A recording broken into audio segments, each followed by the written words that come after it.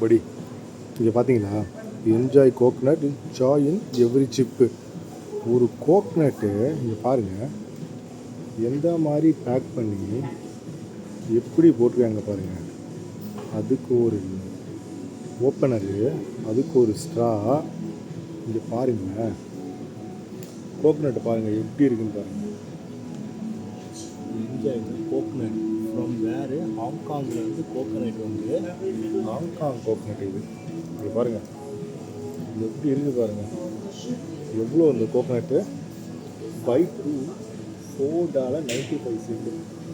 $1 $68, $7 வச்சுக்கிறேன். 280 350 ஒரு coconut. By two வந்து 2 கோகனட் $350. எப்படி சேல் பண்ணுறாங்க பாருங்கள். மார்க்கெட்டிங், இதுதான் மார்க்கெட்டிங். நம்ம ஊரில் $50 கோகனட் வாங்க மாட்டோம், $100 போட்டு மெரண்டா ஃபேண்டா வாங்குவோம். இதுதான் மார்க்கெட்டிங். விவசாயிங்கெல்லாம் இதுதான் பண்ணணும், மார்க்கெட்டிங் பண்ணணும். அவங்களோட ப்ராடக்டை அவங்க தான் மார்க்கெட் பண்ணணும். எப்படி இனோவேட்டிவாக யோசிக்கிறாங்கன்னு மட்டும் பாருங்கள்.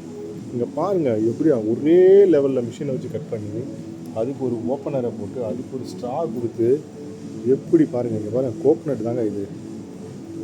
எப்படி போடுறாங்க பாருங்கள். $4.95 பை டூ. இங்கே பாருங்கள், நேச்சுரல் ஃப்ரம் தாய்லாந்து வந்து இம்போர்ட் பண்ணி இங்கே வந்துருக்கு பாருங்கள். எவ்வளோ அழகாக போடுறாங்க பாருங்கள் கோகனட். இதெல்லாம் மார்க்கெட்டிங்.